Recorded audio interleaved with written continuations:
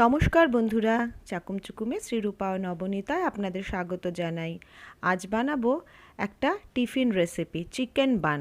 তবে এটা জানিয়ে রাখি, এটা চিকেন ছাড়াও পনির বা ডিম দিয়েও করতে পারেন। ভীষণই ভালো একটা টিফিন রেসিপি। চলুন দেখে নিই চটপট চিকেন বান কিভাবে তৈরি করি।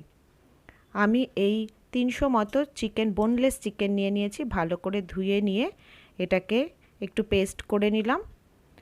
তারপরে এই 1 টেবিল স্পুন সাদা তেল বা সর্ষের তেল, যেটা ইচ্ছা আপনারা ব্যবহার করতে পারেন, দিয়ে সেখানে একটা তেজপাতা, দুটো এলাচ আর দারচিনি দিয়ে একটু ভেজে নিয়ে সেখানে দিয়ে দেব হাফ টিস্পুন মতো আদা বাটা, দিয়ে দেব কিছু কাঁচা লঙ্কা কুচি আর দুটো পেঁয়াজ কুচি করে দিয়ে দিয়েছি। একটু ভাজা হয়ে গেলে সেখানে দিয়ে দেব চিকেন যে পেস্ট করে রেখেছিলাম সেটা ভালো করে নেড়ে নেব।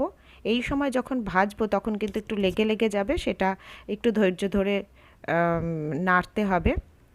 এবার দিয়ে দেব প্রয়োজন মতো নুন, একটু হলুদ, একটু লঙ্কার গুঁড়ো, একটু গোলমরিচ গুঁড়ো। ভালো করে এটা মিক্স করে নেব আর চিকেনটাকে ভালো করে একটু ভেজে নেব। একটু ঢাকা দিয়ে দিয়ে রেখেও ভেজে নিতে পারি। খুবই সুন্দর একটা টিফিন রেসিপি হয়। এবার দিয়ে দিলাম একটু ধনেপাতা। মিডিয়াম টু লো ফ্লেমে রেখে রেখে এটা করব। এটা কিন্তু ভাজার সময় বেশ অনেকটা জল বেরিয়ে আসবে। যে তেজপাতা আর দারচিনিটা ছিল সেটা তুলে দিলাম, ফেলে দিলাম। মোটামুটি মিনিট 10 সময় নিয়ে পুরো এই ভাজাটা ভাজলেই এটা তৈরি হয়ে যাবে। এটাকে বেশ একটা মোলায়েম ভাব আনার জন্য আমি দিয়ে দিলাম কর্নফ্লাওয়ার। 1 টিস্পুন মতো কর্নফ্লাওয়ার দিলে আবার একটু ভালো করে নেড়ে নিলে বেশ একটা মোলায়েম ভাব চলে আসে। আমার বানের পুরটা রেডি হয়ে গেল। এবার যেটা করব, 2 কাপ মতো ময়দা নিয়ে নিয়েছি।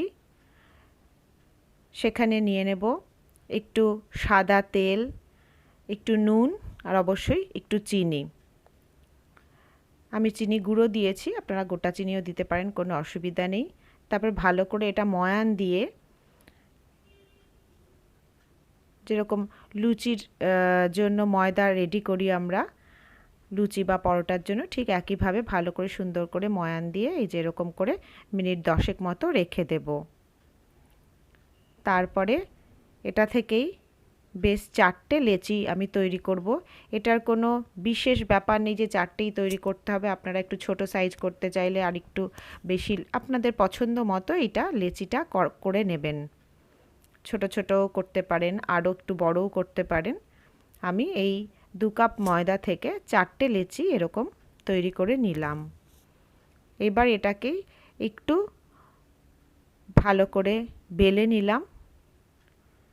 হালকা লম্বাটে করে বেলে নিতে হবে। এটা লেচি যেমন হবে সেই মতো করবেন। একটু খুব পাতলা না, আবার খুব মোটাও থাকবে না, এরকমই মোটামুটি ব্যাপারটা হবে।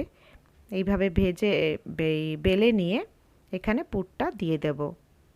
খুবই সহজ একটা রেসিপি, কিন্তু বাচ্চাদের ভীষণই পছন্দের হবে এবং পেট ভরা একটা টিফিন রেসিপি হবে। এখন সমস্ত স্কুল খুলে গেছে, স্কুল অফিস যে কোনো জায়গাতেই বা সন্ধ্যাবেলা টিফিনে খুবই ভালো একটা টিফিন রেসিপি, আর খুব চটপট হয়ে যায়, কোনো ঝামেলা নেই। বিশেষ কোনো জিনিসপত্রও লাগে না, বাড়িতে যা আছে আমরা সেগুলো দিয়েই বানিয়ে নিতে পারি। আর বেশ পেট ভরাও হয়, খেতেও টেস্টি হয়। এই রকম করে করে নিলাম। এবার একটা ফ্রাইং প্যানে আমি একটু তেল নিলাম আর এই যে লেচিগুলো করেছিলাম এগুলোকে একটু এরকম ট্যাপ করে নেব, যাতে পুরটা বেরিয়ে না যায় কিন্তু একটু বেশ চ্যাপ্টা ব্যাপারটাও আসে। আমি একবারেই 4টে বসিয়ে দিলাম।